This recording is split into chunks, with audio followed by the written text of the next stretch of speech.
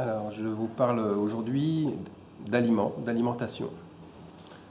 Il y a deux sortes d'alimentation dans la Bible. Il y a l'aliment spirituel et il y a l'aliment matériel, celui qu'on a besoin tous les jours, mais on oublie souvent que l'aliment spirituel est aussi important, sinon même plus, que l'aliment matériel. Et donc, dans l'Ancienne Alliance, il y a deux sortes d'aliments. Il y a l'aliment pur et il y a l'aliment impur. Il y a même des aliments qui sont souillés. Alors, est-ce que cela signifie que nous devons faire attention à ce que nous mangeons ? Pourquoi on rend grâce à table ? Est-ce que le fait de rendre grâce à table nous protège des mauvais aliments ? Alors, il ne faut pas devenir superstitieux. Nous devons, et ça c'est une certitude, trier, discriminer, pour employer un langage moderne, les aliments. Nous devons faire comme les pêcheurs, comme le bon pêcheur, c'est-à-dire mettre à part les bons poissons des mauvais. Et à la fin, il en sera de même, c'est-à-dire que les bons seront séparés d'avec les méchants. Donc on voit bien que spirituellement, l'alimentation est reliée à ce qui est matériel. Tout ce qui est à notre disposition, c'est-à-dire le savoir, la connaissance, n'est pas forcément bon pour notre édification. Alors certaines théories, certains dogmes qui sont religieux peuvent être des plats empoisonnés.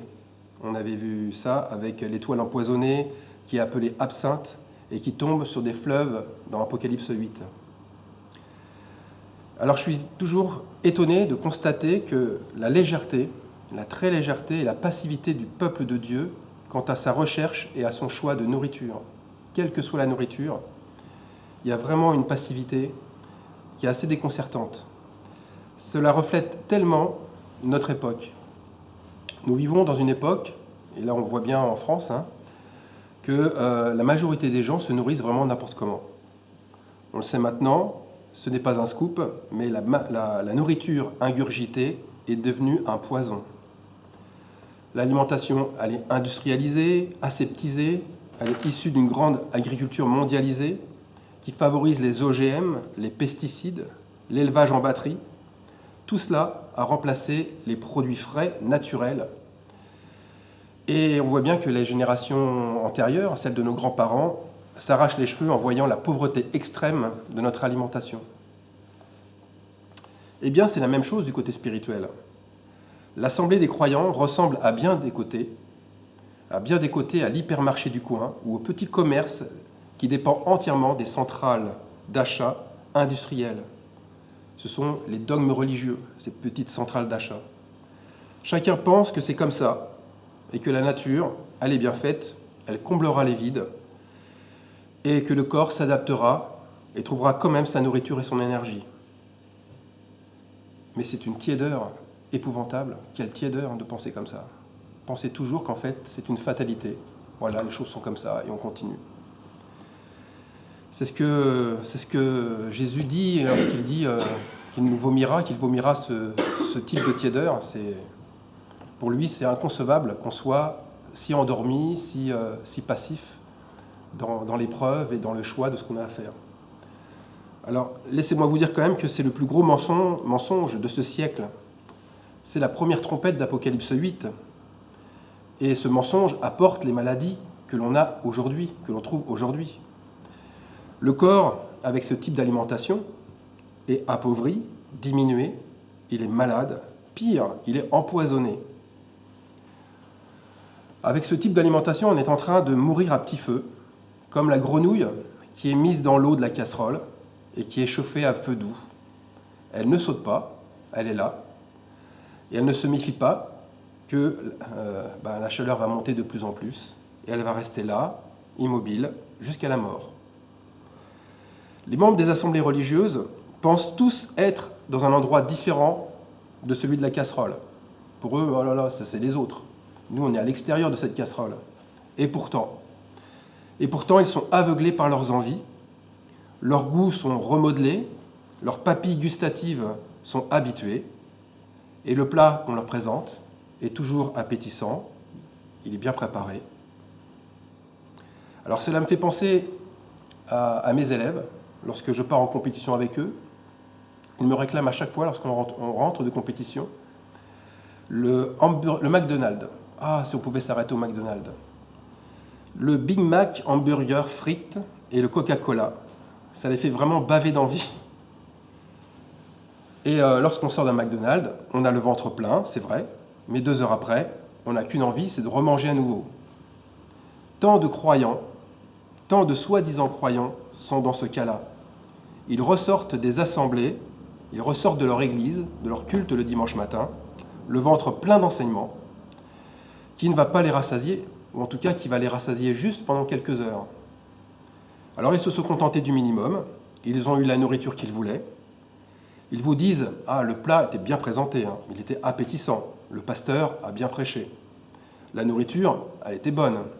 Moi, ça m'a fortifié, l'Esprit de Dieu m'a fortifié, je me sens vraiment mieux, la parole m'a fait du bien, je suis vraiment regonflé. » Et on s'aperçoit que pendant toute la semaine, ils sont fatigués, ils sont vides, ils sont même négatifs, ils n'ont plus d'envie, et ils se sentent souvent attaqués par l'ennemi.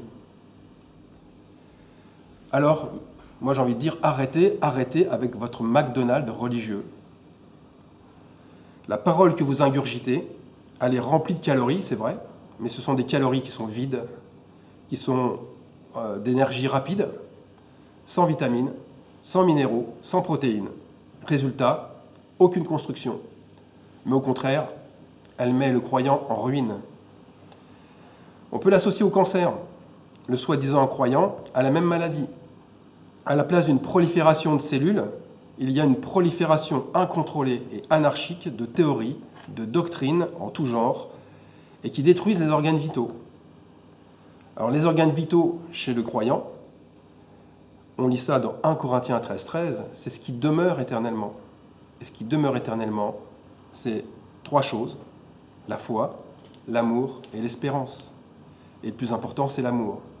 Et c'est l'amour qui est détruit avec ce type de nourriture. Alors la connaissance religieuse a inculqué depuis de très nombreuses années une autre très fausse idée, très mauvaise idée, c'est que lire la Bible nous apporte la nourriture dont nous avons besoin. Et là, je lance un pavé dans la mare. Il n'y a rien de plus faux que de croire cela. Ce raisonnement nous amène à mettre notre confiance dans un acte religieux répétitif et sans valeur. On fait plus confiance à l'acte qu'à ce qu'il produit. C'est la définition de l'aliénation par le Karl Marx. C'est exactement ça, une définition. Et c'est ce qui se produit à l'heure actuelle dans la majorité des assemblées et pour la majorité des croyants. Puisque c'est écrit dans Apocalypse au chapitre 3, à l'ange de Laodicée, un rappel, Laodicée, c'est le type de l'église dans laquelle nous vivons actuellement, qui est tiède et qui est vomissable. Alors, pour en revenir à l'alimentation, boire quand on n'a pas soif, manger quand on n'a pas faim, ça ne produit rien de bon en soi. On est ballonné et on est toujours à la limite de vouloir vomir. Or, la parole de Dieu, parce qu'on parle toujours de parole de Dieu quand on l'associe à la Bible, moi je préfère associer la parole de Dieu dans son aspect général et pas justement la cloisonner à la Bible. Parce que la Bible n'est pas la parole de Dieu, dans le sens où la parole de Dieu s'adresse à ceux qui ont besoin. Si on lit la parole de Dieu, la Bible, entre guillemets, sans avoir besoin, alors on lit une lettre morte. Même pire, on lit une malédiction. Donc, Néhémie 9,15 nous dit ceci. Tu leur donnas du haut des cieux du pain. Alors, à quel moment? Quand ils avaient faim. Et tu fis sortir de l'eau du rocher. Là aussi, à quel moment? Quand ils avaient soif. La nourriture est associée à un moment donné, la faim ou la soif. Si je lis la Bible tous les jours, en pensant que chaque jour j'ai ma nourriture qui me construit, je me mets le doigt dans l'œil, excusez-moi l'expression, mais alors jusqu'au coude. Un exemple, la Bible en un an.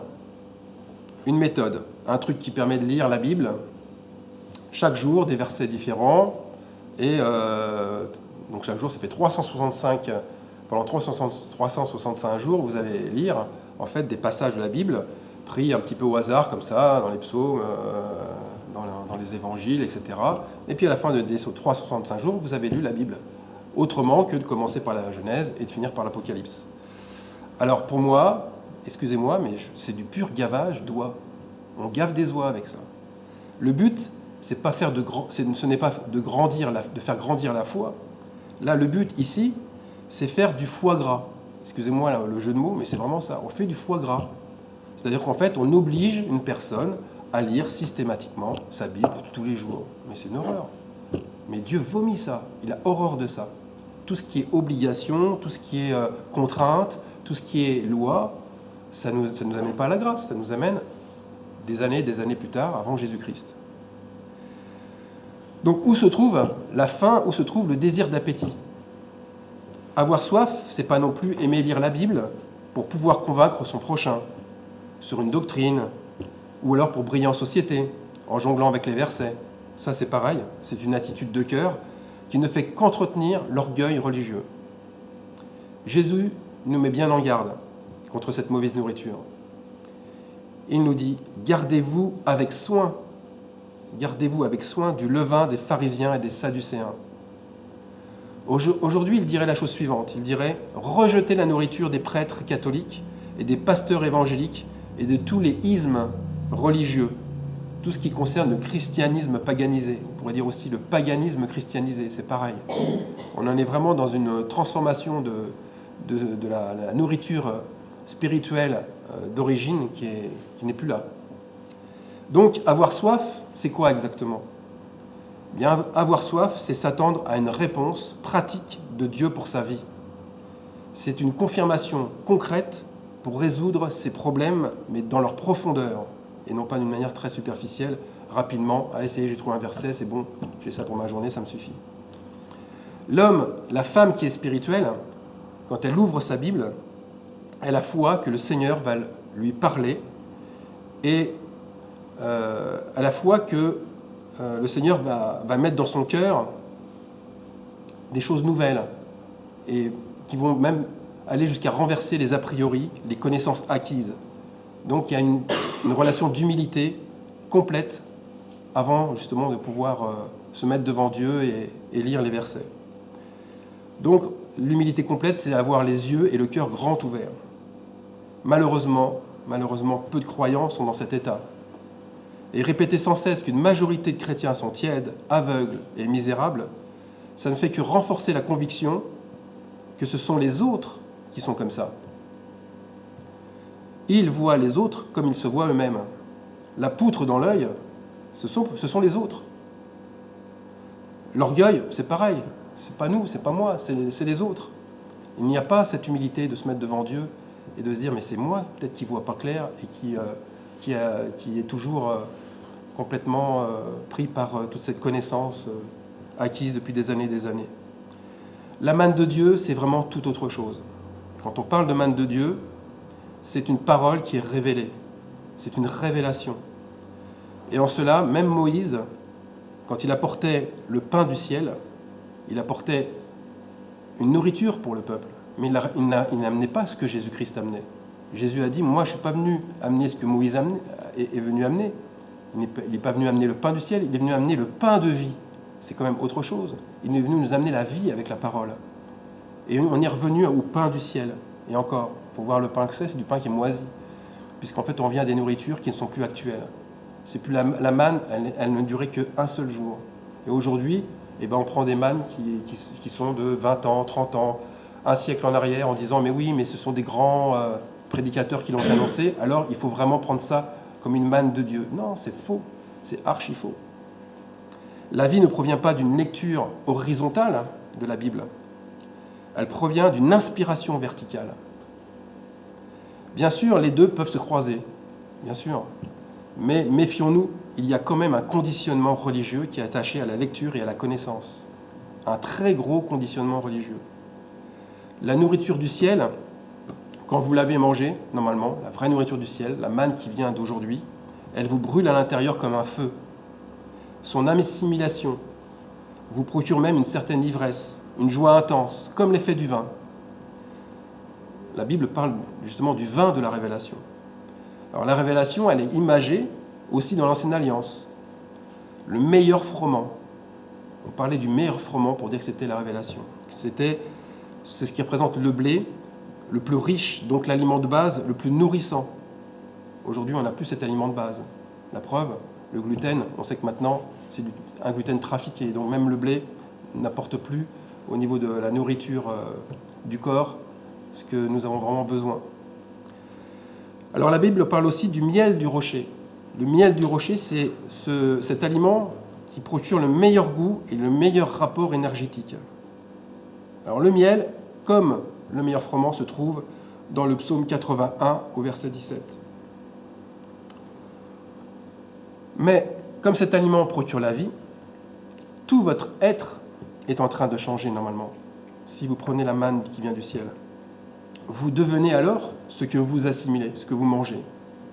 On devient toujours ce qu'on mange, c'est indéniable. N'importe quel biologiste nous le dira. Donc je viens en fait, en expliquant la manne, de vous expliquer le processus de construction. Comment Dieu s'y prend pour construire. Comment Dieu s'y prend-il pour reconstruire? Eh bien exactement comme je viens de le décrire, avec sa propre nourriture. Voilà ce qu'il dit dans Jean 6, 56. « Car ma chair est vraiment une nourriture, et mon sang est vraiment un breuvage. Celui qui mange ma chair et qui boit mon sang demeure en moi, et je demeure en lui. Ainsi, celui qui me mange vivra par moi. » Quel verset révolutionnaire! Ce qui est frappant ici, bien sûr, c'est ce côté anthropophage. Nous devons manger Jésus. On devient une espèce de cannibale, où on mange exclusivement Jésus. Et je dis bien exclusivement, c'est bien écrit. Celui qui me mange vivra par moi. On ne doit manger aucune autre nourriture. Alors c'est évident, nous l'avons compris, ce passage n'est pas à prendre au sens propre, mais au sens figuré, au sens spirituel. Mais quand même, il est fort de sens. Alors un mot a vraiment aussi une importance dans ces versets. C'est, je ne sais pas si vous avez fait attention, mais c'est le mot « demeurer ». Faire sa demeure. Ça fait toujours référence à habiter dans un lieu. Un croyant a élu domicile en Christ.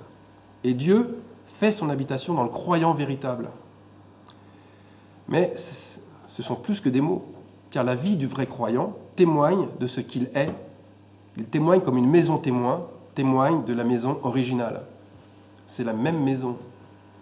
C'est pour ça que le mot chrétien, c'est un mot qui est mal approprié.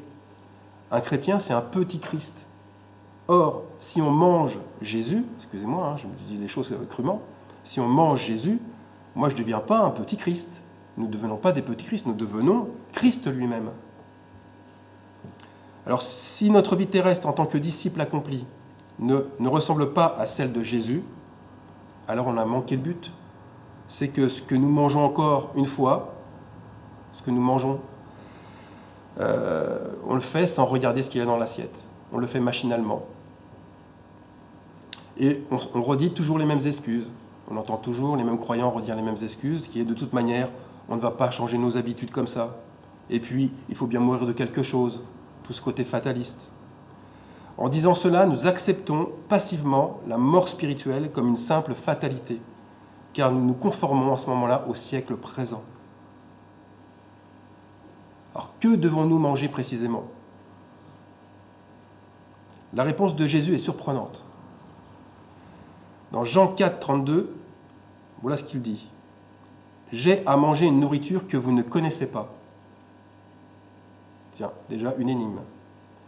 On lit plus loin. « Ma nourriture est de faire la volonté de celui qui m'a envoyé et d'accomplir son œuvre. » Alors là, la difficulté, on le voit bien, c'est qu'il n'y a pas de loi, il n'y a pas d'obligation, il n'y a pas d'indication précise. On voit bien qu'ici, tout est une affaire d'inspiration. Si on a l'inspiration juste et bonne, alors on fait la volonté du Père, la volonté de celui qui nous a envoyés. Alors, on pourrait se poser la question, mais par quel bout commencer? Comment faire pour changer de nourriture? D'abord, première étape, et ça paraît très contradictoire, il faut arrêter de manger. Toute nouvelle construction se fait dans le jeûne et dans la prière. Jésus fait le reproche à ses disciples sur leur manque de foi, sur leur incrédulité, Il ne leur dit pas qu'il manquait d'ingrédient principal dans leur nourriture. Non, il leur fait le reproche d'avoir assimilé trop de mauvaise nourriture, de s'être confié trop dans leur chair. C'est pour ça qu'il leur dit, cette sorte de démon ne sort que par la prière et par le jeûne. Matthieu 17, 21. Voilà la cause des échecs. Le manque de prière, le manque de jeûne. Il faut se purifier avant tout de toutes ces toxines religieuses accumulées pendant tant d'années. Laissez votre corps, laissez votre âme faire elle-même le ménage et le nettoyage sous l'inspiration de l'Esprit. Jeûnez et priez avec une attitude et un cœur humble et assoiffé. Alors dans ce monde, qui peut alors nous inspirer à changer de nourriture? Est-ce que c'est la Bible? Est-ce que c'est un prédicateur? Je vous pose plusieurs questions encore. Est-ce que vous attendez le feu vert de votre enseignant? Est-ce que vous attendez le feu vert de votre maître spirituel? De votre maître à penser du moment? Est-ce que vous cherchez à travers Internet un prédicateur plus inspiré qu'un autre, plus tendance, comme on dit aujourd'hui? Bien moi, pour ma part, je préfère l'exemple du réveil dans la Bible avec le roi Cyrus dans le livre d'Esdras. Livre d'Esdras, chapitre 1, verset 1. Afin que s'accomplit la parole de l'Éternel prononcée par la bouche de Jérémie, l'Éternel réveilla l'esprit de Cyrus, roi de Perse. Si vous avez bien entendu, Dieu ne vient pas réveiller un Judéen ou un Israélite, il ne vient pas réveiller un homme du peuple de Dieu, il ne vient pas non plus réveiller un prédicateur des assemblées chrétiennes, comme c'est fait aujourd'hui. Non, il vient réveiller un roi étranger, un roi perse, afin, tenez-vous bien, pour lui bâtir une maison à Jérusalem. C'est pas rien, c'est carrément lui bâtir son temple. Vous pensez tous que c'était Salomon qui bâtissait le temple? C'est pas lui qui a reçu l'esprit, qui a eu l'esprit éveillé. C'est pas Zorobabel non plus, qui est un Judéen. C'est, on vient de le lire, un roi de Perse. C'est-à-dire, c'est quelqu'un qui vient d'Asie. Rien à voir avec le peuple hébreu. Pourtant, le peuple hébreu est captif.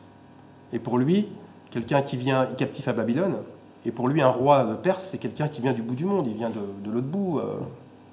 Ça paraît complètement anodin, et même incroyable. Alors, Ésaïe avait prophétisé la même chose que dans le livre d'Esdras.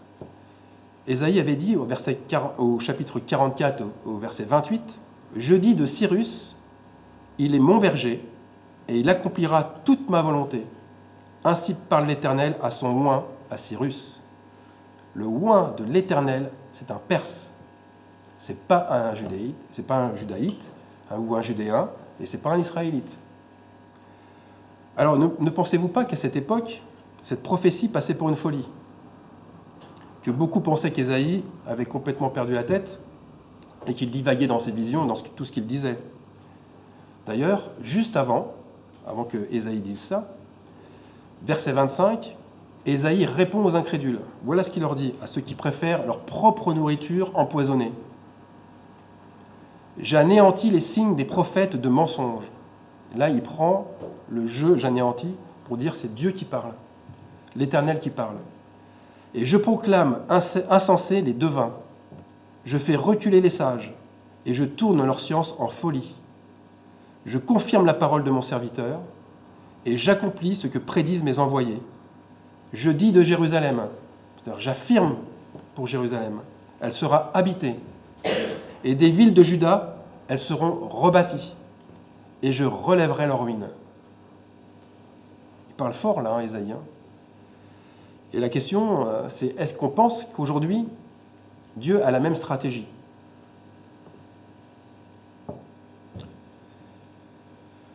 S'il nous demande d'aimer nos ennemis, d'accueillir l'étranger, ce n'est pas en vain. Ce n'est pas pour rien.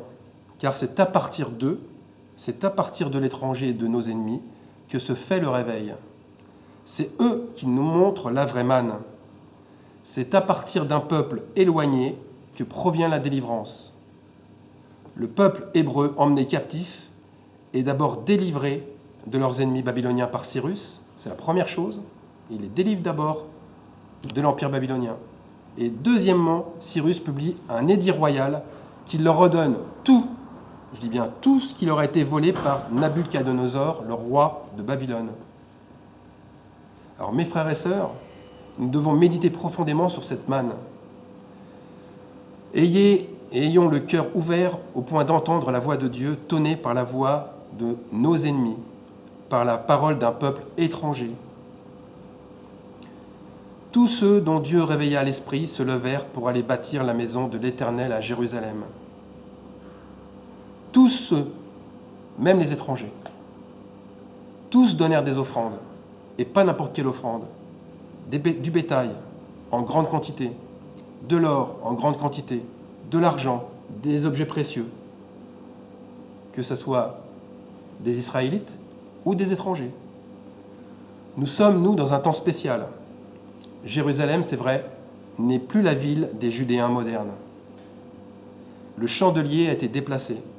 Le chandelier, il n'est plus à l'endroit où Jérusalem est à l'heure actuelle, et le peuple élu est dispersé dans le monde entier. Il y a bien une nouvelle Jérusalem terrestre. Le réveil provient d'un lieu inspiré, là où des captifs sont libérés. Le libérateur, c'est le Saint-Esprit, mais il n'agit pas tout seul. Jamais le Saint-Esprit agit tout seul. Qu'est-ce qu'il fait? Il va faire comme avec le roi perse, Cyrus. Il va réveiller l'esprit. C'est lui qui choisit l'étranger. C'est lui qui choisit celui qui est hors d'eux. Hors d'eux, ça veut dire ecclésia. C'est l'Église, la vraie Église. Elle est hors d'eux. Elle est hors des groupes organisés sous une tutelle religieuse. Ce sont ceux, en fait, qui mangent différemment, qui ont décidé de manger la vraie manne de Dieu, la manne de l'heure. Pourquoi? Pour sonner de la trompette et que ce son sonne juste. Alors cette nourriture, cette manne a déjà été préparée par notre Dieu. Mais l'esprit qui est réveillé, eh bien c'est seulement ceux qui ont faim d'une autre nourriture qui bougeront réellement, uniquement eux. Et ma prière, c'est que nous soyons, nous, de ceux qui, par notre cœur, allons montrer le pain de vie de notre Dieu. Voilà. Amen.